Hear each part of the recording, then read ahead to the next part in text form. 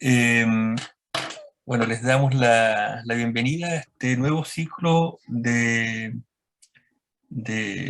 ciclo de conferencias que la hemos titulado La existencia extenuada acerca de los límites que constriñen la vida humana. Es un ciclo, como ya lo he dicho en otros momentos, donde hemos querido abrir la discusión desde la filosofía hacia otras disciplinas como la historia, la psiquiatría, la psicología, eh, etcétera, y que, bueno, nos tiene muy contentos, ¿no es cierto?, de poder ir discutiendo y profundizando este tipo de temáticas que con Felipe Johnson las venimos trabajando cada uno eh, a su modo, ¿no es cierto?, particularmente desde la fenomenología. Felipe ha profundizado muchísimo en lo que es la fenomenología psiquiátrica y, bueno, a partir de allí nos hemos interesado en este tipo de temática. Eh,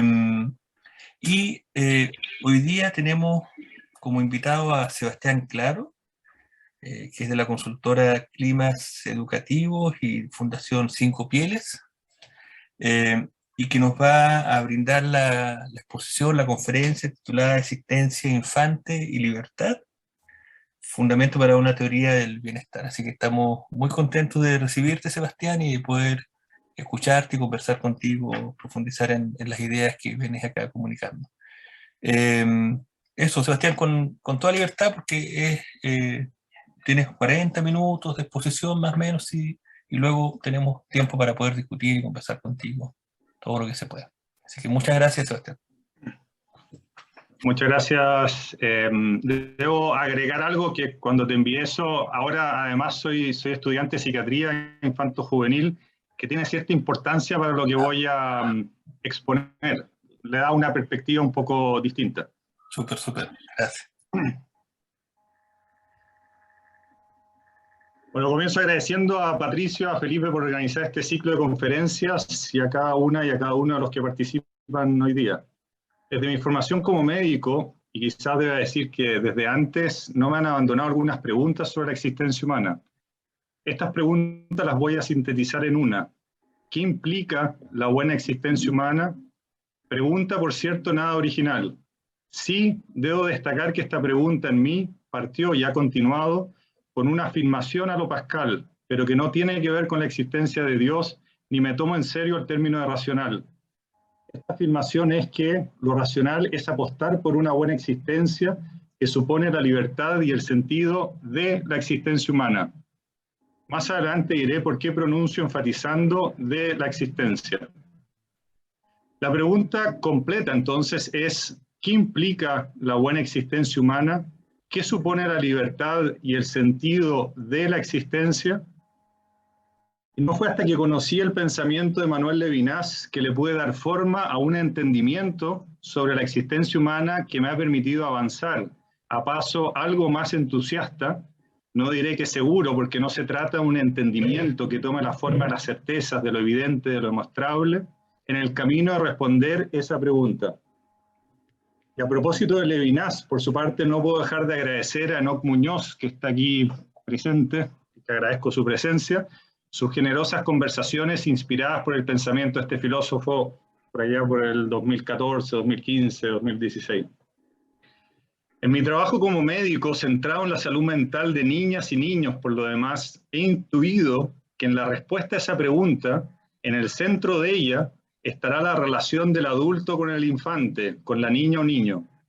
Y ha sido de la mano del pensamiento de Levinas, junto al de otros filósofos y psicólogos, Agamben, Arendt, Buber, Stern, Winnicott, por mencionar algunos, que le he ido dando forma a esa respuesta. En esta conferencia abordaré algo de esta respuesta. Me referiré a lo que voy a llamar la relación íntima entre el adulto y el infante, a lo primordial de ella, a lo que será la existencia del infante en una existencia humana que, siendo una buena existencia, implicará la libertad.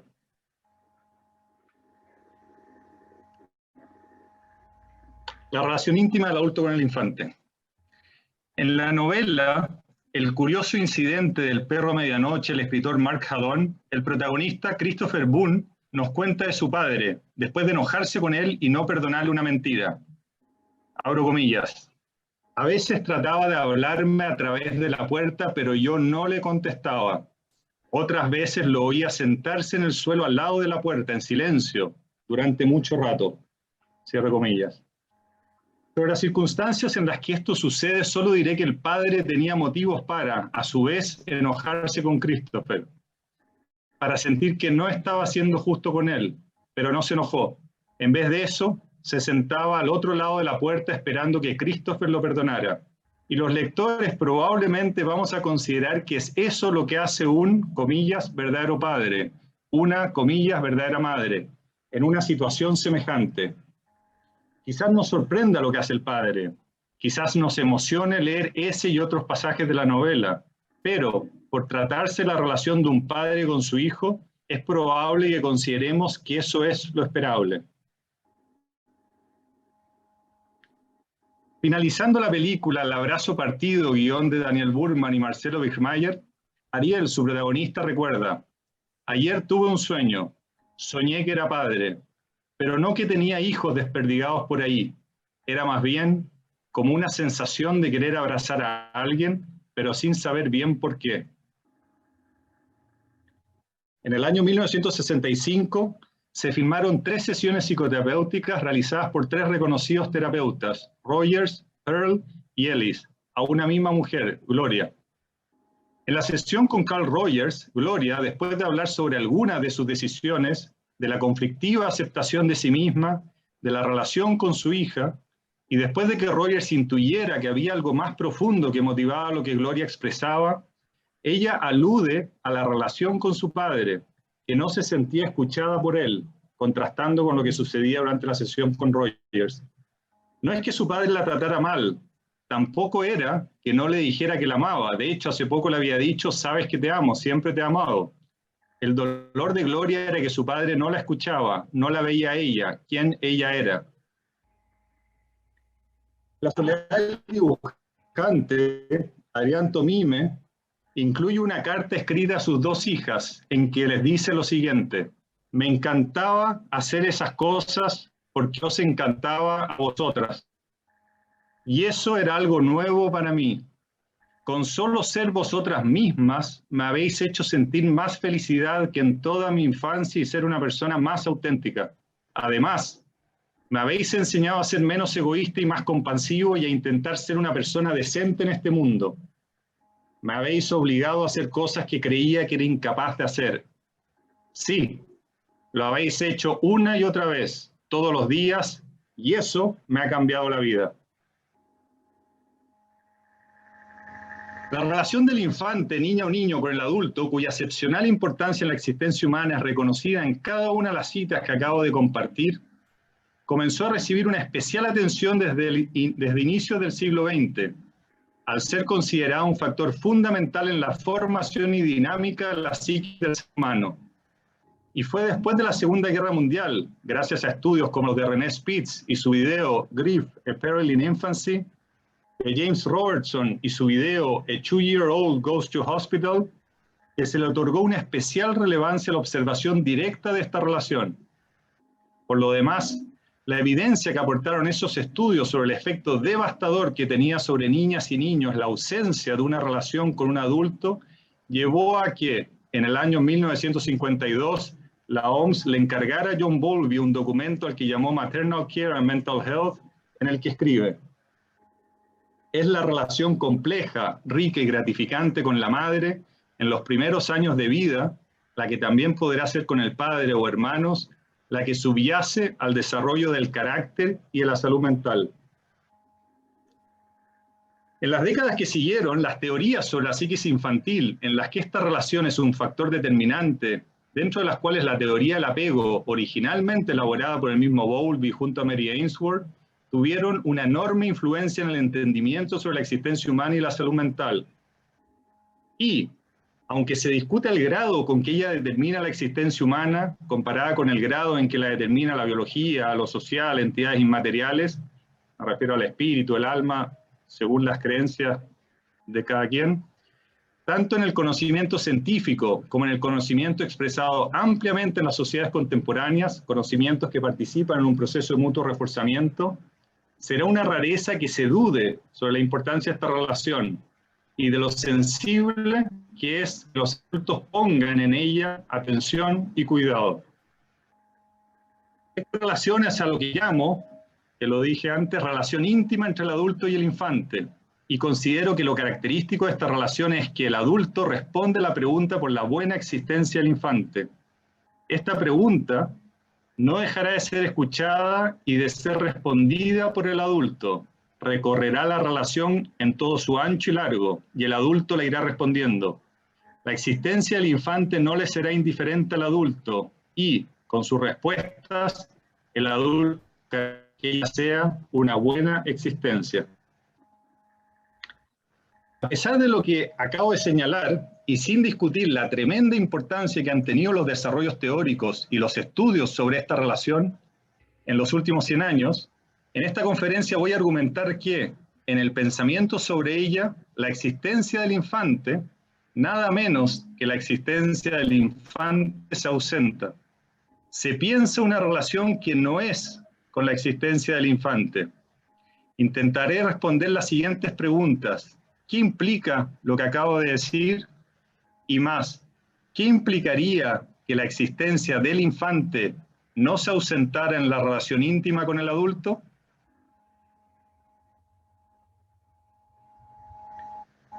Al nacer la niña o el niño, la madre, el padre, abrazarán a quien es el hijo, la hija, a quien tomará una forma compleja, exquisita en sus mundos.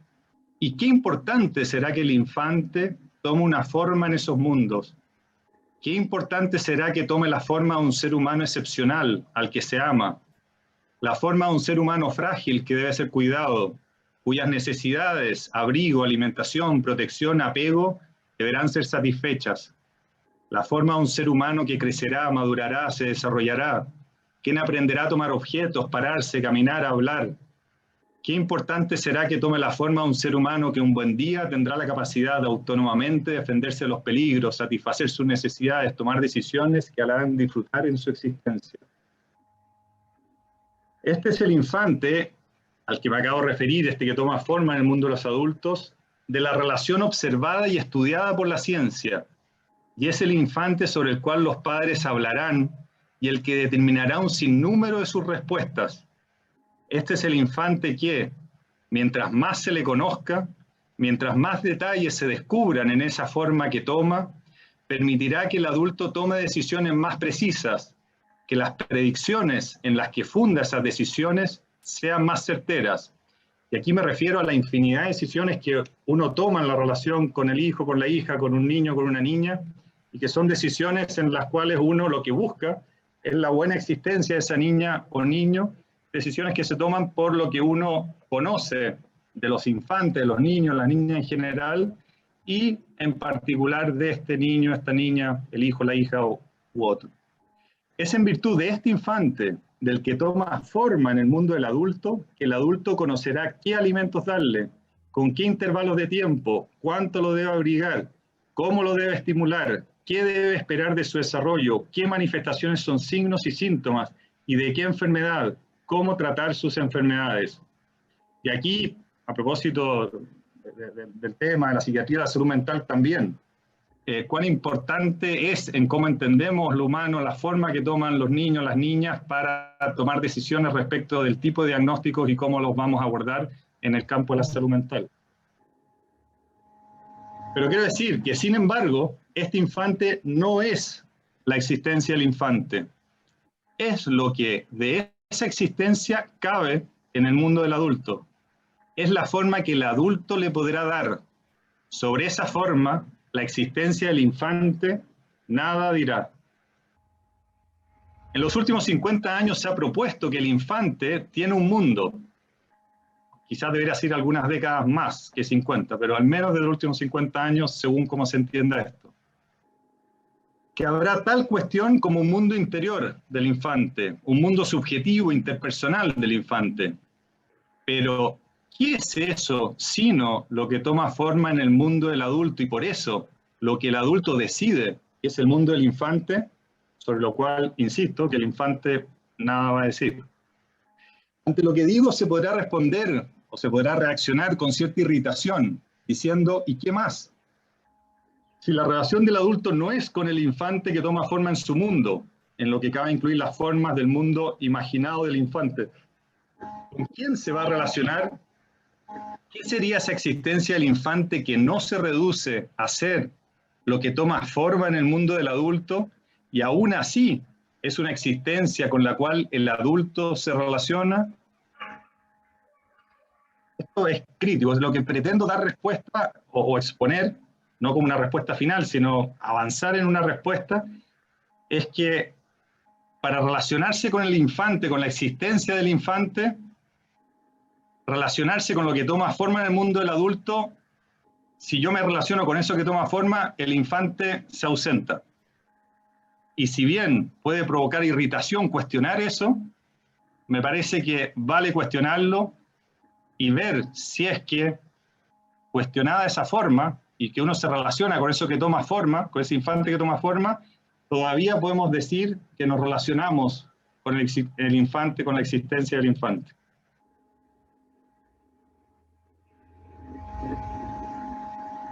¿Qué es la existencia del infante? El infante, ahora estrecharé el significado que le daré a este término, es el ser humano que no habla. Etimológicamente, infante en griego significa, o sea, es el que no habla, la negación del que habla, pero no importa aquí la etimología, sino que importa la experiencia de estar con el infante, el niño de 2, de 7 meses, que no habla. Y este ser humano no posee un lenguaje, no habita en el lenguaje. Por más que se busque en el organismo del infante, en su ADN, en su cerebro, no se va a descubrir un lenguaje. Y este tampoco será descubierto en lo inmaterial, que para algunos adultos compone lo que es el infante. Me refiero al espíritu, al alma. El infante que toma forma en el mundo del adulto tendrá la potencialidad de hablar una o más lenguas cuando la madurez de su cuerpo, cuando el desarrollo de sus capacidades cognitivas se lo permitan. Pero no habrá un lenguaje ni siquiera en ciernes, ni en su biología, ni en ninguna otra cuestión que lo componga. Y es justamente esto, que el infante no habla ni viene con un lenguaje en potencia, lo que, según Giorgio Agamben, distingue al ser humano de los animales, o del resto de los animales.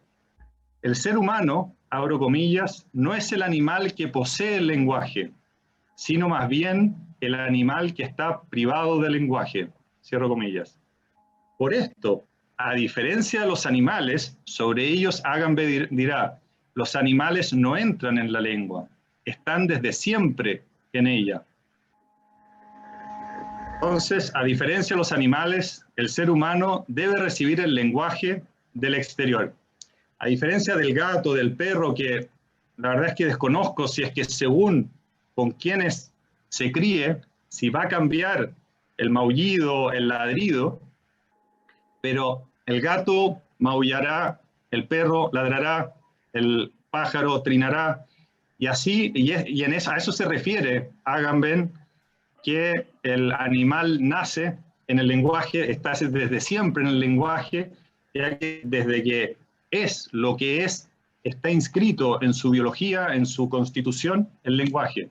Mientras que en el caso del ser humano, si bien madurarán las capacidades que tiene para adquirir un lenguaje, el lenguaje no está en ella, en él. El lenguaje no es algo más que se le agrega al ser humano. Es lo que hará que el infante deje su existencia de infante y llegue a ser un individuo, un adulto, un ser humano cuya existencia se abre en el mundo, existencia que será estar en el mundo, para ocupar la fórmula de Heidegger. Existir en el mundo es existir ahí, donde se descubre una trama de entidades que remiten unas a otras. Las entidades, lo conocido, lo que toma alguna forma, lo que se distingue de todo lo demás, que en este contexto son sinónimos, es lenguaje. O sea, nosotros adultos, y cada uno puede hacer el ejercicio y mirar a su alrededor, todo lo que vea, todo lo que es, todo lo que podría decir forma parte de mi mundo, incluso las cosas que esté pensando, todo lo que esté mirando, son entidades que se distinguen de ellas, y mientras no se distinguen, no son entidades. Pueden ser entidades que mal se distinguen, pero son entidades que bien o mal se distinguen, y eso es el mundo, y es en eso, bueno, y a eso me refiero con el mundo, y puedo decir algo respecto a los infantes sobre eso. Esta cuestión del lenguaje y el mundo es precisamente expuesta por François Bonnet en Inframundo. Abro comillas, el mundo, en tanto mundo, es efectivamente el resultado de una elaboración, de una estrategia globalizante que es precisamente una estrategia de lenguaje. El lenguaje es distinción y trama. Es en el lenguaje que las entidades remiten, que primero se distinguen unas de otras y remiten unas a otras.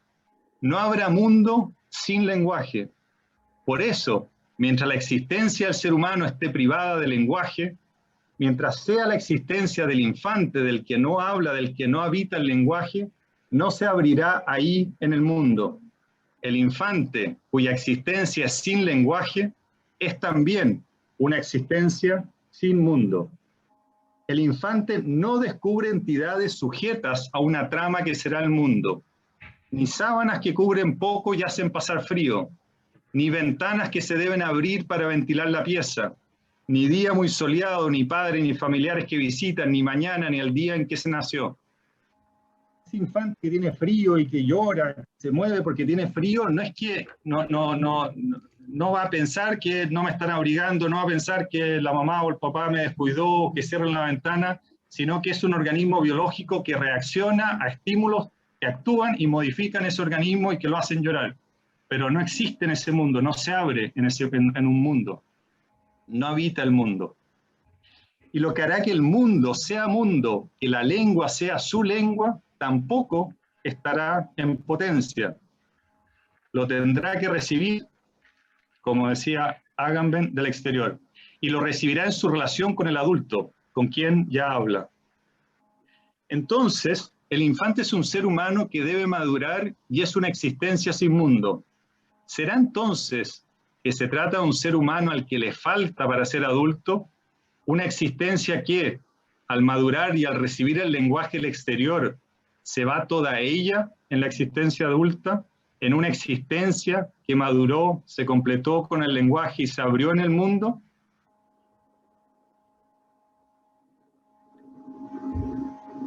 En el mundo del adulto, el paso del ser humano que no habla al que habla toma la forma de un ser vivo que madura, desarrolla capacidades, recibe el lenguaje del exterior, de un ser humano al que imita y el que aprende. Pero de esto no se concluye sin más que la existencia del infante se reduce a eso, a ser una existencia que será simplemente superada, que, como en una línea de tiempo que va desde el nacimiento a la vida adulta, a la vida anciana y a la muerte, la infancia, la existencia del infante va quedando cada día más atrás. Indudablemente, el infante debe madurar y serán los otros, el adulto, el que ya posee el lenguaje. Cuando hablo de individuo, cuando hablo de adulto, que me voy a referir después a existencia adulta, me refiero al que habla, por lo tanto, en alguna medida también el niño de 5, 7, 10, 20 años, o el joven de 20 años, tiene esta dimensión de adulto, pero vamos a hablar de todas maneras del adulto como el que habla. Indudablemente el infante de madurar y serán los otros quienes le enseñarán el lenguaje, pero ¿no será que la existencia infante no es solo la falta de madurez, la falta de lenguaje, que ella no es superada por la existencia que ya maduró y en la que ya se habla? ¿No será que la existencia del infante no se va en la existencia del adulto, como se va la semilla en el brote y el brote en la planta adulta? Agamben, nuevamente, responde a esta pregunta señalando: la infancia no puede ser simplemente algo que precede cronológicamente al lenguaje y que, en un momento determinado, deja de existir para volcarse en el habla.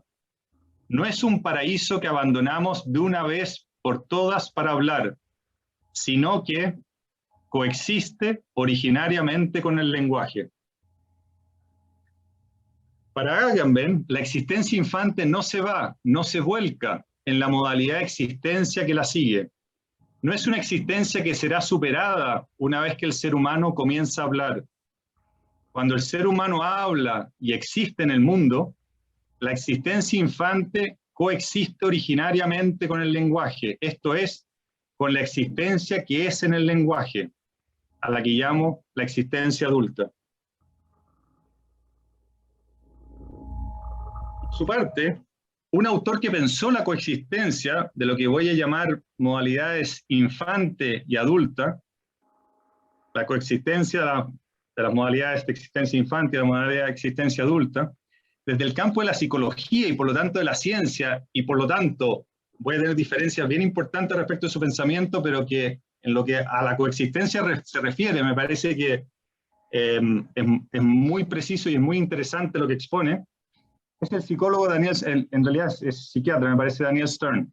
Estudió psiquiatría y me parece que también psicología. A partir de sus observaciones de infantes, durante los primeros 2 años de vida, Stern interpretó y describió la aparición sucesiva de lo que llamó modos de experimentar el sí mismo y de relacionarse con otros. Estos modos son 4, y es solo el último, que tarda más de 1 año en aparecer, y que es el modo verbal, el que se corresponde con lo que estoy llamando existencia adulta.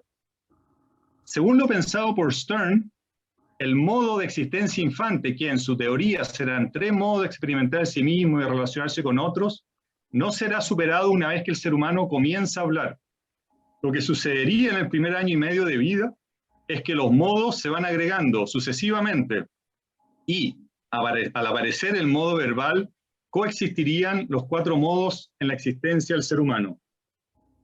Interesantemente, esto lo voy a desarrollar, pero después decidí no desarrollarlo, tanto Agamben como Stern ponen énfasis en que la existencia infante, este modo de existencia que no es en el lenguaje, es un modo de existencia que está en peligro en nuestra civilización, en nuestra cultura. Pero no voy a desarrollar eso. Lo que sí pregunto, ¿qué implicaría que la existencia infante coexista con la existencia adulta? Y aquí es donde voy a seguir con Agamben, aunque no lo voy a mencionar mayormente, pero me voy a alejar de lo que plantea Stern. Volvamos a la relación íntima del adulto con el infante. En esta relación, si es la relación entre seres humanos, en cuya existencia la existencia infante llega a coexistir con la existencia adulta, la existencia del infante no podrá ser lo que le falta para ser la existencia del adulto. Si lo fuera, la existencia del infante se iría toda en esa existencia más madura y completa. Esto se entiende porque si un ser humano es un ser incompleto, una vez que se completa, es más ser humano, por decir. Y ya no coexistiría esa forma inmadura con esta forma madura, porque lo único que pasó es que se le agregó algo a la forma inmadura para ahora ser esa forma madura. Entonces, para que haya tal cuestión como una coexistencia, la existencia del infante tiene que ser una cuestión fundamentalmente distinta a la existencia del adulto para que sean 2 existencias que puedan coexistir y no sea una atrapada, por decir, por la otra. Entonces, la relación del adulto con la existencia del infante no será una relación en la cual el adulto es superior al infante y su tarea es la de satisfacer las necesidades del infante, estimularlo, educarlo, en un camino que conducirá al infante a ser el adulto.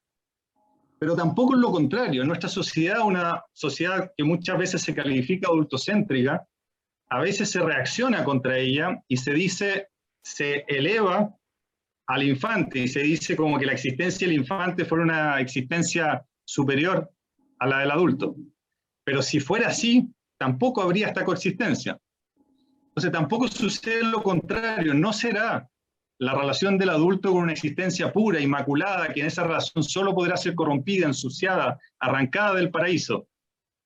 Un poco como lo decía Agamben en la cita más arriba. En vez de eso, será la relación con la existencia infante, en tanto, existencia que no se ha abierto en el mundo, por lo cual, existencia que no se va en una trama de entidades que remiten unas a otras, que no se va en lo finito. Es decir, será la relación del adulto con una existencia que se va toda ella en lo que no toma forma, en lo infinito. Para los lectores de Levinas, esta relación es la relación de mismo con otro, donde otro es este infinito, esto que no toma forma, esto que no puede ser entendido, capturado, comprendido en el mundo del adulto.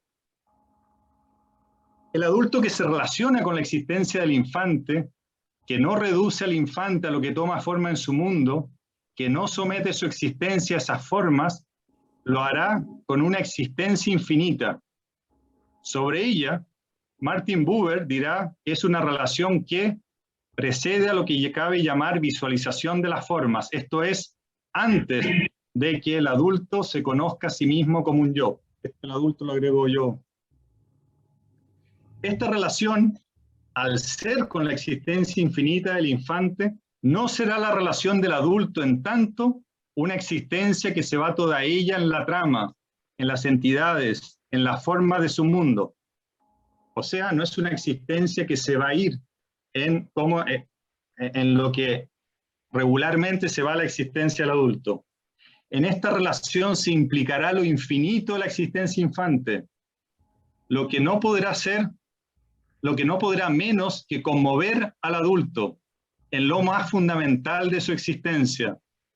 Lo que sucederá entonces es que, al relacionarse con la existencia infinita del infante, se desbaratará lo que llamaré el sortilegio del mundo en el que existe el adulto. Este sortilegio es la convicción de que toda la existencia se va en las formas del mundo, de lo conocido y desconocido. Y la existencia del adulto implicará una cuestión distinta a la existencia que se abre ahí, en su mundo, que por lo demás es la existencia, para Heidegger existe solo esa existencia adulta. Bueno, pero no entra en eso. Ya no se limitará a ser una existencia que se totaliza en el mundo. A esta relación en que el adulto se relaciona con la existencia infinita del infante la llamaré lo primordial de la relación íntima entre el adulto y el infante. En esto primordial de la relación no será solo la existencia del infante lo que se irá en lo infinito. También se irá en lo infinito la misma relación y, cómo no, la existencia del adulto. Solo una breve referencia, y esto para quienes hayan sido padres, madres, o para quienes hayan tenido una relación con un niño, con una niña íntima. Esto es lo que pasa cuando uno se entrega de manera, no sé si el término correcto es absoluto, pero se entrega a esa relación y es como que el tiempo no pasa o no se puede cuantificar, o si después nos preguntan, bueno, ¿qué pasó ahí? Y todo lo que digamos, toda la forma en la cual tratemos de capturar lo que sucedió, se vuelve como una traición a lo que ocurrió en esa relación. Y además, aquí voy a decir algo que espero que no enrede las cosas, pero si estoy hablando de que la existencia humana es coexistencia de la existencia infante y la existencia adulta, por cierto que esta relación se puede dar con un otro que es adulto, que esto es lo que piensa mayoritariamente Levinas. Levinas, si bien alude a estas figuras de el padre, la madre, el hijo, él se refiere a la relación con el otro como otro, no en ningún caso en una etapa que sea la de infante. Y esto se puede extender, lo que yo estoy compartiendo, se puede extender a la relación con cualquier otro, solo que tiene que ser esta relación en la existencia adulta, en la modalidad adulta, con el otro en su modalidad infante, cosa que habría que desarrollar algo bastante más para poder entender qué será eso. Por eso me quedo con la figura, con la imagen del infante, que existe en su etapa infante, pero cuya existencia quiero darle ese valor, esa cualidad, que es lo que no toma forma, que es lo infinito. En lo primordial de la relación íntima entre el adulto y el infante, el adulto no toma distancia, no enfrenta al infante, no lo observa y responde a la pregunta por su buena existencia. ¿Cómo podría hacerlo si esa existencia no toma forma? Si no toma forma, no hay de qué alejarse. Como decía, y por eso mismo, también la existencia del infante no podrá, del adulto, perdón, no podrá ser sino una existencia infinita, porque si no, si fuera finita, la relación con el infante tomaría alguna forma que sería en relación a la finitud del adulto. Esto no supone, eso sí, que el adulto confundirá su existencia con la del infante. Nada tiene que ver con empatía o con esas otras terminologías de la psicología, donde de alguna forma el adulto se propone que uno se ponga en el lugar del otro o entienda al otro como si estuviera en su cuerpo. Así como no habrá tiempo para que el adulto se distinga y tome distancia del infante, tampoco lo habrá para confundirse, para que el adulto sienta que su existencia es la del infante, o siquiera se haga la pregunta acerca de lo que es su existencia y si es distinta a la del infante. Lo primordial de la relación íntima será lo extraordinario. Sobre lo extraordinario, Levinas dirá que es lo exterior a todo orden, exterior a todo mundo. Y voy a ampliar esta cita diciendo lo que dice antes. En su ensayo, La significación y el sentido, Levinas se refiere a esto que estoy llamando lo primordial de la relación con el otro, en tanto relación con el rostro. El otro, abro comillas, el otro hombre manda desde su rostro, que no está encerrado en la forma del aparecer, desnudo, despojado de su forma, desnudado de su presencia misma, que lo enmascararía también como su propio retrato. Y más adelante, cierro comillas, y más adelante Levinas agrega, la significación del rostro es, en el sentido literal del término, extraordinaria, exterior a todo orden, exterior a todo mundo. De esta manera, y ya para finalizar, termino de dar respuesta a la pregunta acerca de lo que implica que la existencia del infante no sea ausente en la relación íntima con el adulto. Ausencia que aparece si es que fuera solo una relación con ese infante que toma forma. Queda pendiente, por cierto, entender lo que será la existencia humana y la buena existencia humana si en ella puede darse lo que acabo de exponer. Pues como ya dije, esto no se trata de demostración, porque por lo demás estoy convencido de que esto no se puede demostrar, sino que tiene este carácter de apuesta a lo Pascal. Pero sí voy a decir algo que va a ser menos que un esbozo que justifica el título de esta conferencia, que se llama Existencia, Infante y Libertad. Con el agregado después. Si la existencia humana implica tal cuestión como la coexistencia de las modalidades infante y adulta, y por eso el infinito de lo primordial de la relación íntima entre el adulto y el infante, se implicará el origen y destino infinito de la existencia humana. Esto es, la libertad y el sentido de la existencia humana.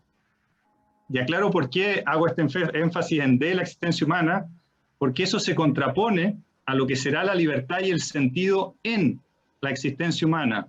Esa libertad y sentido que toma forma en ella y cuyos límites han provocado tanta desazón en los seres humanos que han sucumbido a la necesidad de pensar sobre el origen y destino de su existencia, y ese pensamiento se ha mantenido sujeto a las formas de su mundo.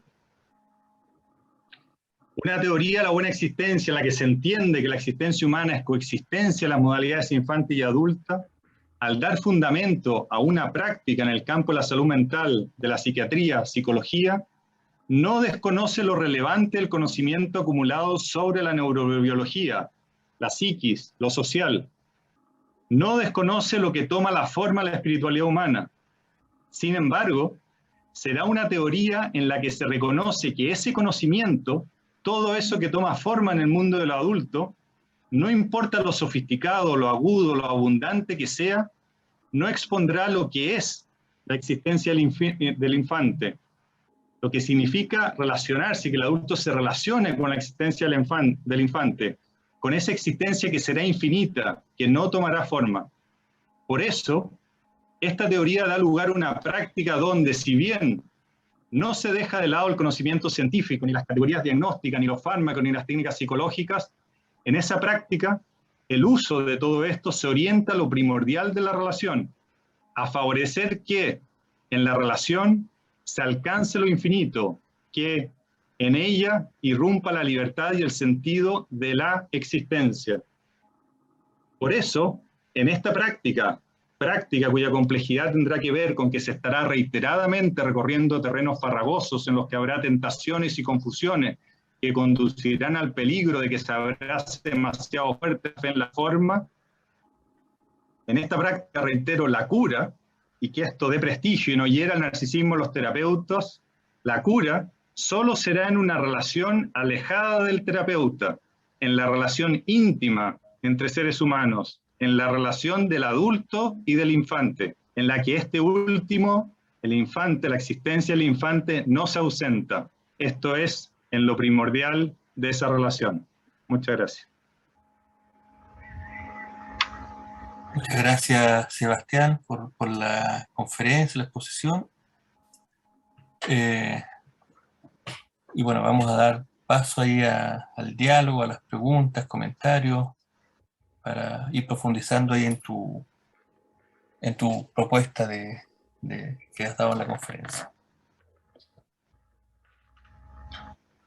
Queda abierta la palabra. Guillermo. Sí. ¿Se me oye bien? Súper, súper. Vale. Bueno, muchísimas gracias, Sebastián. Me interesa muchísimo la conferencia y bueno, he tomado muchísimas notas. Voy a intentar como centrarme en alguna cosa y luego si eso seguimos con la discusión. A ver, a mí me ha generado mucha... Bueno, me es muy problemática, por un lado, la idea de que la definición de infante sea directamente el humano que no habla o el humano que no tiene la posibilidad de llegar a hablar siquiera. Entiendo que se argumente que no hay algo así como un lenguaje articulado ya dado y bueno, sin entrar, por ejemplo, en qué teoriza Chomsky acerca de esto, porque quizá no me interesa tanto, por ejemplo, lo que puede presentar Chomsky como ya llevar el lenguaje en sí, entre otras cosas porque Chomsky lo va a presentar como una facultad de la mente-cerebro y efectivamente eso tiene muchos problemas. Lo que pasa es que a mí me resulta aún así muy complicado asumir esa definición, entre otras cosas porque en esa definición, voy a intentar explicarme por un lado en esto. Cuando asumimos la noción de habla o de lenguaje para decir que eso es el hombre o que eso es la existencia humana, por ejemplo lo hacemos desde Heidegger, pero yo creo que también lo podemos hacer desde Agamben, ahí por lenguaje no se entiende solamente el lenguaje articulado, ni tampoco solamente la determinación de entidades reconocibles de manera común, sino que se reconoce en primer lugar la posibilidad de la comprensibilidad en algún sentido. Y yo creo que eso el infante, incluso el bebé, aunque nos resulte extraño, yo no puedo asumir de manera inmediata, a pesar de todo lo que empíricamente se puede observar, que eso no está directamente ahí. Entre otras cosas porque creo que parte de los problemas que hay a la hora de intentar entender en qué consiste aprender el lenguaje tiene que ver con asumir ese punto. O sea, creo que los problemas que se encuentran en las teorías de aprendizaje del lenguaje, de adquisición del lenguaje, parten de asumir este punto. Y en parte, bueno, y por otro lado, o en esta misma línea, yo creo que cuando Agamben cuando Agamben formula esta idea del humano como animal privado del lenguaje, piensa no solamente en el infante, o eso es coherente no solamente referido al infante, sino también referido a nosotros. O sea, nosotros tampoco es que tengamos el lenguaje, más bien es como que el lenguaje nos tiene a nosotros y más o menos intentamos movernos ahí. Y bueno, y esto, por ejemplo, se podría argumentar incluso desde esos lugares en donde tú has recalcado durante la conferencia que yo no tengo palabras para expresar qué ha pasado durante el tiempo con el niño, ¿no? Creo que esas experiencias y otras que demuestran que las palabras no siempre están a disposición, viene a demostrar que tampoco es que nosotros poseamos nada. O sea, que más bien estamos como en eso y en cierto modo estamos como una privación. Entonces, yo creo... yo creo que con estas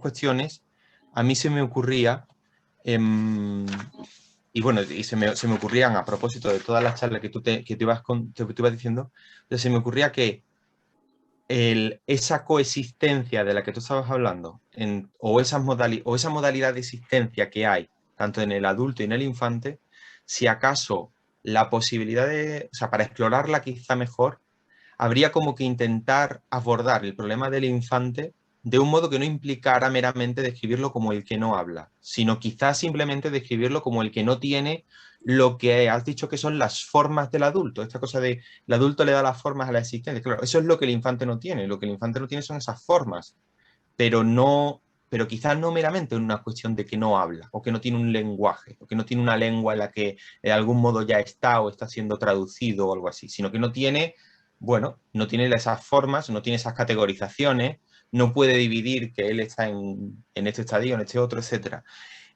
Porque me parece que en ese lugar todo el abordaje final relativo a la infinitud desde Levinas tiene todavía más cuerpo. Y bueno, era simplemente esta. A mí me han suscitado muchísimas más cosas, pero bueno, esta era la que te quería comentar, para saber también tú qué opinas o qué piensas, en fin. Y muchísimas gracias porque, vamos, he rellenado varios folios y me voy con muchísimas gracias. Gracias, Guillermo. Sebastián, si quieres responder. Bueno, te agradezco mucho, Guillermo, tu comentario.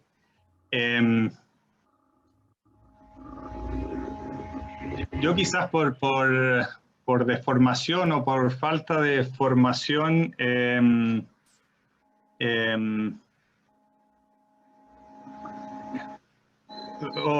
voy a decir que me interesan ciertas distinciones que me hagan valor en una práctica.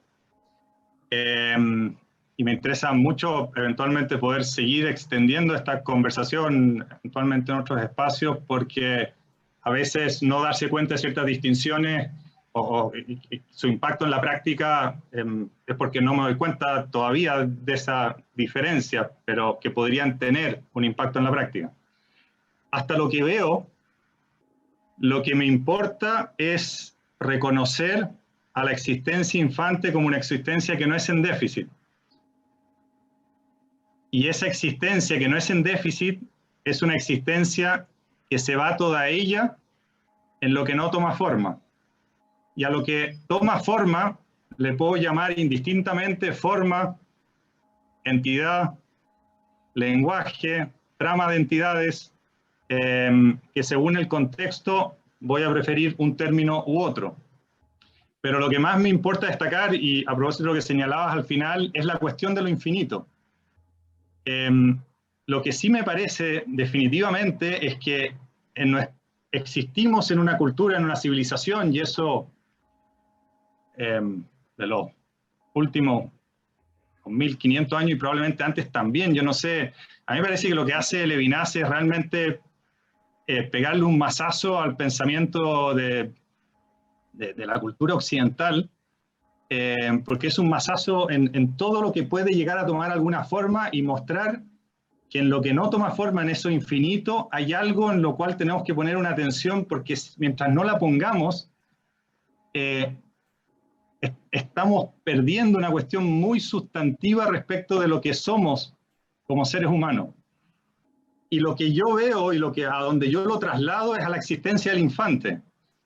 Y perdón que me extienda muy brevemente, pero si Juan se relaciona con María, vamos a decir que ellos se relacionan en la medida en que aparezca Juan y María, que Juan no someta su mundo a María. María, que también tiene un mundo, que María no someta a Juan a su mundo y lo interprete, lo entienda según sus categorías.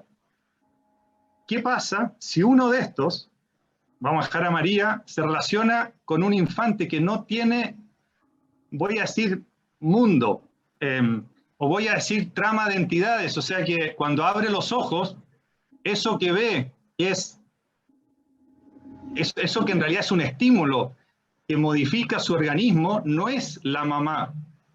Como mamá, puede ser que sea un olor que en su biología lo lleva a tener un comportamiento, unas reacciones distintas a las que tendría si que fuera otra persona que no tiene ese olor. pero nada va a decir de mamá, de quién me tuvo, de quién tiene responsabilidades conmigo, todo eso, que es lo propio del adulto.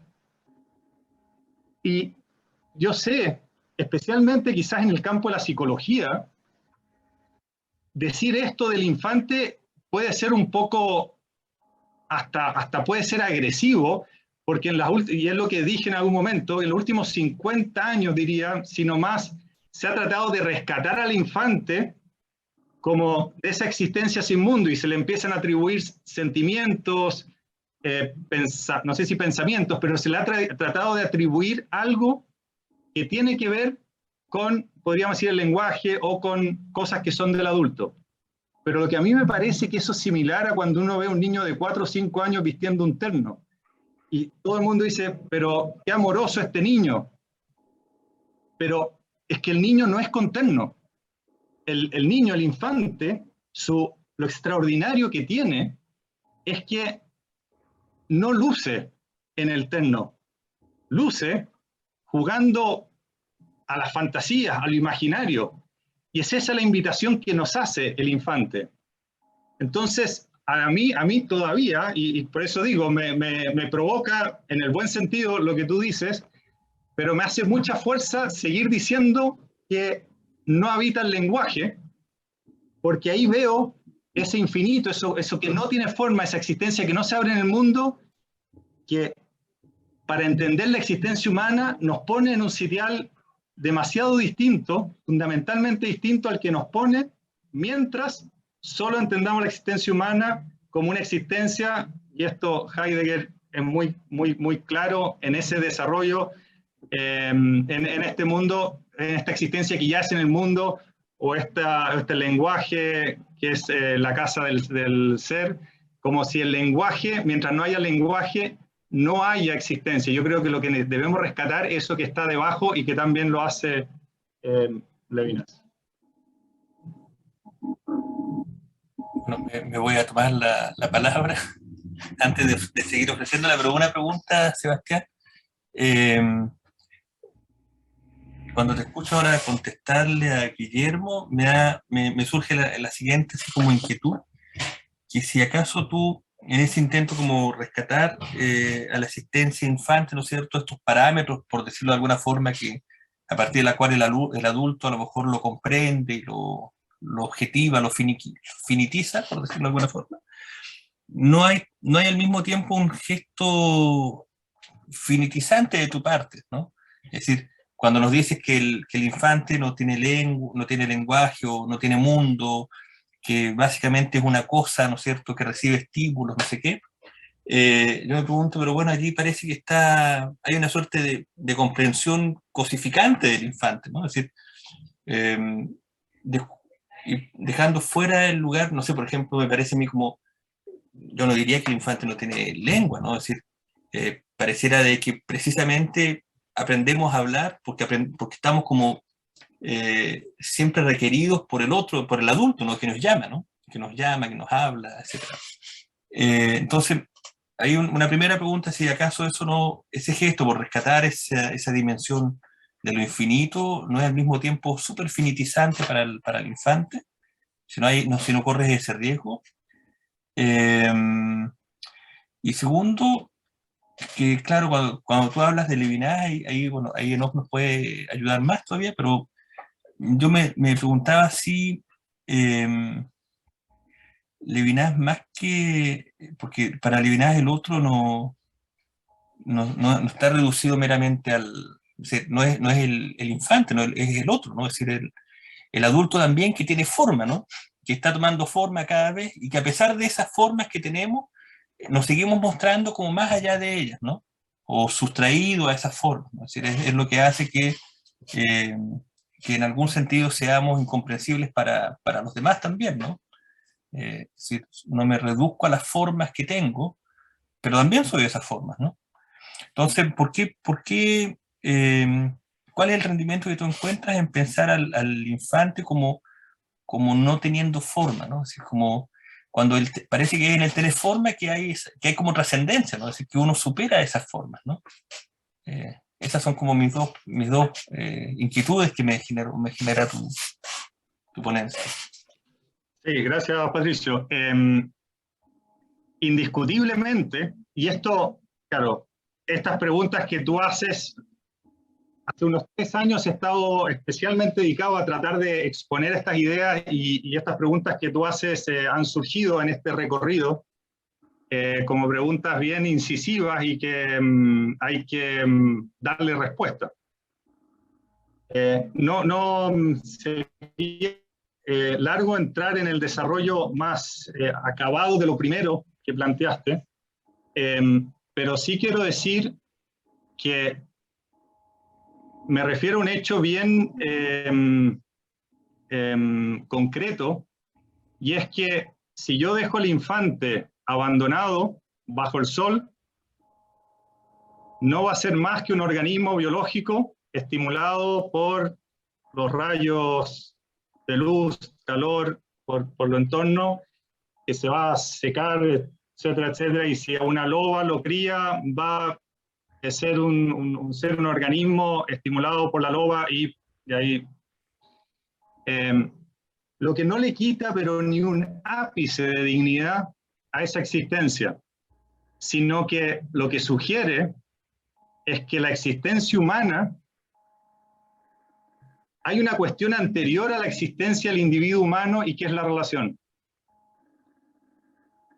Y la dignidad humana del adulto y del infante, y vaya que del adulto, es la relación con el infante, con el otro. Entonces, y este es el desarrollo más largo en el cual no voy a poder entrar, pero efectivamente el infante es un organismo biológico en cuya existencia o en cuya vida lo único que toma forma son estímulos que modifican su biología, y no toman forma entidades que remiten a otras entidades, esta trama de entidades que es a lo que estoy llamando mundo. Sobre lo de Levinas, y aquí Enoch me podrá vapulear con lo que digo, pero bueno, Enoch, no puedo sino insistir en el agradecimiento que le tengo, porque me ha hecho 2, 3, 4 preguntas en nuestras varias conversaciones que han insistido en mí y creo que me han ayudado a pensar a Levinas, sin por eso decir que lo que yo piense a la luz de Levinas ni tenga responsabilidad Enoch, ni sea necesariamente Levinas. Pero una cuestión, y esto alguna vez lo conversamos con Enoch, que es central en el pensamiento de Levinas, es hacerse cargo de la finitud humana y poder sentar con mucha claridad lo que es esa finitud. De hecho, en Totalidad Infinito parte exponiendo sobre la totalidad. Y entonces no puedo desconocer a la existencia infante como una existencia que es finita. Y efectivamente, Levinas no se refiere al infante para nada, no es esta terminología. Lo que pasa es que para mí es muy importante esta terminología porque me da más asidero para pensar la cuestión de la salud mental y la cuestión de la relación, que en la salud mental ha sido muy importante, de la relación del adulto con el infante, con el niño, con la niña. En el desarrollo del pensamiento, de todas maneras, junto con la existencia infante infinita, la existencia adulta finita, entre medio pongo la existencia del niño o niña, que es un vaivén entre este infinito y este finito, y por eso creo yo que es que los adultos nos asombramos y nos admiramos tanto de las niñas, los niños, de su fantasía, y es porque si bien nos entregan formas, tienen lenguaje, a la vez nos entregan infinito, y que eso tiene que ver con la fantasía de la niña o niño, todo ese mundo fantástico que sería otra cosa que se pudiera conversar en alguna oportunidad. Entonces, no le tengo miedo a la finitud dada al infante en tanto organismo biológico, en tanto biología que se modifica por estímulos, porque no parto entendiendo ni al infante ni la existencia humana desde esa unidad, desde esa entidad, sino de esa cuestión anterior que es la relación. Y es en esa relación y en el recorrido de esa relación donde tanto el infante como el adulto, la existencia infante y la existencia adulta, es que recién podemos entender qué será eso, y hasta donde yo entiendo, eso tiene que ver con lo que plantea Levinas, porque Levinas no desconoce que el otro tiene forma, sin duda que la tiene, pero lo que dice e insiste es que el otro yo no lo puedo comprender, no lo puedo entender. El rostro es lo que no toma forma. La cara toma forma, pero el rostro no toma forma y por eso tiene esa infinitud y bueno, y todo el desarrollo que hace que sería largo de exponer. Gracias, Sebastián. Fabián, No sé si se escucha. ¿se escucha? ¿Se ¿Se escucha? escucha? Sí, sí, sí. Ah, gracias, Sebastián, por la exposición. Mi pregunta es bien concreta, en realidad. Entiendo que todo este desarrollo teórico tiene que ver con intentar tener más perspectiva, digamos, en la terapia, digamos, clínica, más allá de las teorías que uno podría designar como adultocéntricas, ¿no? Pero más allá de esa distinción inicial, mi pregunta es más bien práctica, no tanto por lo teórico, sino por lo práctico. ¿En qué sentido beneficia el hecho de considerar, en el contexto de la terapia clínica, digamos, o como se llama, ¿no? ¿En qué sentido beneficia a la terapia? ¿Qué beneficio has visto tú el hecho de entender al niño como una infinitud, digamos, excedente, a la cual yo no puedo, digamos, abarcar con la terminología, digamos, adulta? ¿En qué ayuda eso, más allá de una distinción, digamos, teórica? Eso. Te agradezco la respuesta, Fabián. Es algo que yo siento que no he logrado madurar lo suficiente. Tengo la convicción de que hay algo ahí muy sustantivo, pero reconozco que todavía siento que me falta hacer ese recorrido con más claridad. Hasta el momento, lo que puedo decir es que lo que decía al final, que una terapia que se funda en esta manera de pensar es una terapia que entiende de manera radical que la cura no se da con el terapeuta ni con nada que realice el terapeuta, sino en la relación íntima. Y por lo tanto, toda la terapia tiene que orientarse, y quizás debiera decir, a despejar de formas o a favorecer que la relación del adulto con el infante, con el otro en su existencia infante, se despeje de formas y sea posible que en instantes infinitos se implique la libertad y el sentido de la existencia humana. O sea, aquí hay muchos términos o desarrollos que quedan pendientes porque para entender como más de mejor manera habría que extenderse un poco más en lo que va a ser esto de la libertad del sentido, que me parece que eso sí, son preguntas de las cuales todo terapeuta tiene que hacerse cargo. O sea, yo como terapeuta, sea psiquiatra, sea psicólogo, de lo que sea, me tengo que hacer cargo de la pregunta sobre el origen y destino a la existencia, que es la pregunta sobre la libertad y el sentido de la existencia, que de pronto solo va a tomar forma y va a ser en la existencia. Y entonces, este pensamiento da lugar para que nos hagamos cargo de eso de una manera y que me encantaría poder seguir conversando sobre eso, pero me temo que me voy a meter en cosas que se van a alargar, pero solo para cerrar te diría que, por un lado, dice esta teoría que la cura solo se da en la relación íntima entre el adulto y el infante, o el uno o el mismo y el otro, uno en su existencia adulta y el otro en su existencia infante. Y lo otro es que en virtud de ella nos podemos hacer cargo de esa pregunta que, reitero, creo que no podemos dejar de hacernos cargo en tanto personas a quienes acuden, una persona que tiene un problema en su existencia, en su vida, nos permite hacernos cargo de la pregunta por la libertad y el sentido, que de todas maneras hay que darle más contenido para decidir cómo eso puede afectar efectivamente a los procesos terapéuticos. Muchas gracias. Gracias, Sebastián. ¿Más preguntas, comentarios, observaciones? Patricio, Sí, Sergio. mira, a riesgo de embarcarme en una en una consideración intempestiva. Lo de Sebastián, la verdad, me abre tanta reflexión como me hace evocar experiencias vividas. Y la pregunta de Fabián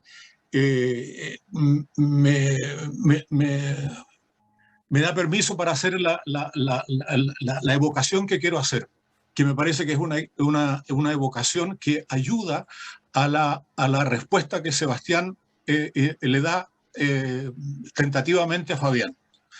Hace unos 40 años, quizá un poco más, estaba en Panamá trabajando como consultor de la UNESCO en temas de niñez, justamente evaluando las políticas públicas del gobierno panameño y sugiriendo políticas públicas en materia de niñez, adolescencia, juventud. Y me tocó conocer al doctor José Renán Esquivel, que era en esa época director del Hospital del Niño Santo Tomás, en Ciudad de Panamá, y que había sido ministro de Salud de Torrijos en esa época y que había hecho la reforma de salud que en ese instante se estaba implementando en Panamá. El doctor me dijo, si usted quiere conocer lo que yo hago, tiene que venir al hospital. Venga a las 6 de la mañana, cuando termine la reunión que preparamos los médicos para la visita a las distintas dependencias del hospital, venga conmigo, recorra el hospital y usted va a ver mucho mejor, va a entender mucho mejor lo que nosotros hacemos que lo que yo le pueda explicar verbalmente o pasarle papeles o mostrarle un pizarrón. Y me llevó a recorrer el hospital. Al cabo de unos pocos minutos, recorrer algunas salas, pasillos, etc., me dijo, ¿qué le parece? Bueno, le digo yo, me parece un hospital moderno, la gente me llamó mucho la atención la cordialidad de todo el personal, médico, paramédico, etc. Es un hospital, le digo yo, donde además de ser moderno, me parece que hay cariño, le digo yo. Ah, interesante, me dice. Bueno, pero eso no es lo más importante. Sigamos recorriendo. Me lleva a seguir visitando salas, etc. Y de pronto descubro que las distintas salas, cuando están decenas, centenas de niños, todas las salas tienen el nombre de un barrio de Ciudad de Panamá o de algunas otras ciudades de Panamá. Y le digo, mire, me llama la atención que las salas tienen nombres de barrios. Importante, me dice, porque nosotros estamos preocupados de la salud, no solo estamos preocupados de curar y sanar, nosotros estamos preocupados de la producción social de la salud. Y esa producción social se ve favorecida o afectada por las condiciones concretas de vida de los niños que llegan al hospital. Por eso yo junto a los niños según su lugar de origen, porque veo cuáles son las condiciones territoriales, podríamos decir, en las cuales se está produciendo las distintas sintomatologías que traen a los niños a tratamiento. Pero no es lo más importante. Seguimos mirando y yo descubro que en las salas, esta misma sala que ya habíamos recorrido, están las distintas llenas de decenas de niños en cada sala y que los niños están acompañados de grupos de personas, sus familiares seguramente. Y le digo, doctor, pero esto me parece a mí una cosa, oiga, o sea, está lleno de personas alrededor. Sí, me dice, son su familia, son normalmente sus mamás. A ver, mire un poquito, me dice. ¿Qué descubre?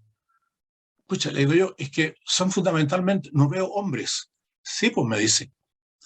Es que a los niños, un problema que le pasa, que por qué enferman, es porque tienen me habló de un concepto que después estudié, enferman de una parentalidad deficiente. Ellos enferman, como lo explicaba muy bien Sebastián, enferman por un vínculo enfermo o por un vínculo carenciado o por un que no lo tienen. Los padres, me dice aquí, los padres no existen en la vida de los niños, los padres, existen madres. Y además, si usted ve, hay tías, hay vecinos, etc. O sea, hay un entorno que produce la salud del niño, pero es un entorno insuficiente para el niño. ¿Pero qué más? Me dice. Vea más. No es lo más importante. Entonces le digo yo, pucha, sigo intentando ya decir algo a esas alturas inteligente porque no estaba aprobando para nada yo el examen al que el doctor me estaba sometiendo. Y le digo, oiga, pero aquí los niños están jugando, y veo que los niños están saltando arriba de las camas y juegan y qué sé yo y todo lo demás. Sí, pues me dice, este es un hospital donde los niños juegan. Y si los niños juegan, es que están ellos sanándose a sí mismos. Están en condiciones de ser protagonistas de su propia sanación. Y en ese protagonismo están acompañados por sus madres. Pero además me dice, si usted se fija, y esto es lo más importante en lo que usted no se ha fijado, este es un hospital donde los niños no lloran. Este es un hospital donde los niños juegan. Y si nosotros somos capaces de crearles un entorno en las salas donde los cuidamos, un entorno protegido, donde los niños, y después me dijo, mire, yo se lo voy a explicar después, porque hay un autor que usted no conoce, me dijo, que se llama Winnicott, que usted no conoce, yo se lo voy a explicar después, pero son más largos. Aquí lo que los niños les estamos creando es un espacio transicional donde los niños experimentan, diría Sebastián, formas emergentes de existencia a través del juego y de un vínculo protegido con el personal médico y sus familias.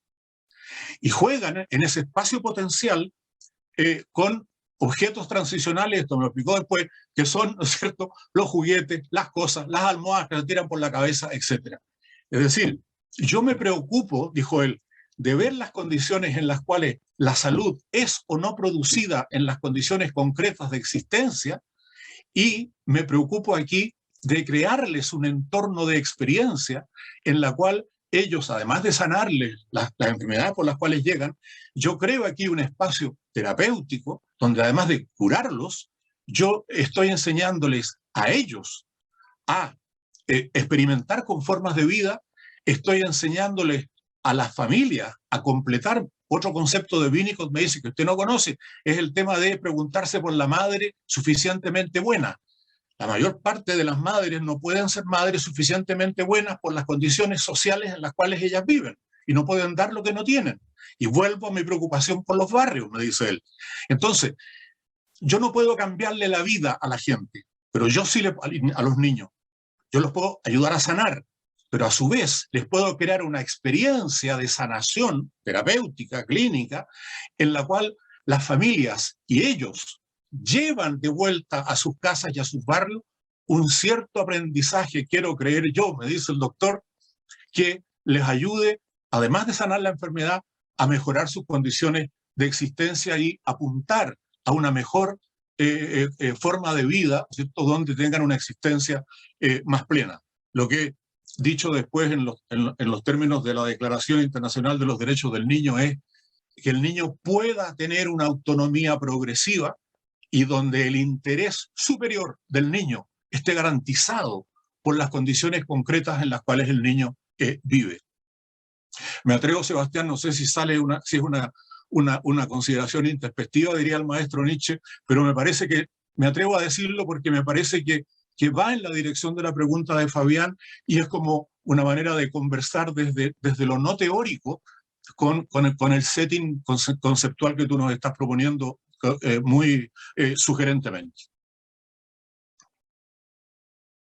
Gracias, Sergio. No sé si Sebastián ahí quiere reaccionar. Me parece solo agradecer. En buena medida, Winnicott tiene mucho de lo que hay aquí. Siempre solo, al menos conmigo mismo la tengo, lo veo en Winnicott, es la sospecha sobre las formas que se cuelan todavía. Pero él se hace la pregunta sobre la libertad y todo esto que él desarrolla es de una sensibilidad extraordinaria y probablemente sea uno de los psicólogos, uno de los que ha pensado la cuestión de la psiquis humana de manera, desde mi perspectiva, más sensible. Así que me parece que apunta muy bien lo que dice Sergio. Okay, gracias, Sebastián. Gracias. No sé, queda tiempo para una última pregunta o comentarios, si quieren realizarla.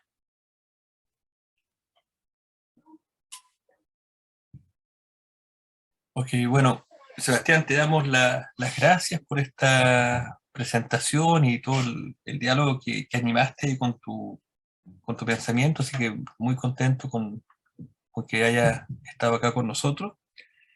Y los quiero dejar invitados, bueno, les agradezco a todos también los participantes por permitir que esto suceda, ¿no? Sin gente con la que dialogar, esto no tiene ningún valor. Y los dejo invitados. En octubre tenemos dos sesiones. Nos quedan 3 sesiones en total para dar fin a este ciclo. El viernes 14 de octubre, a las 3 de la tarde, tenemos 2 exposiciones, una de Luisa Paz, una profesora de la Universidad de Zaragoza, sobre dolor y existencia.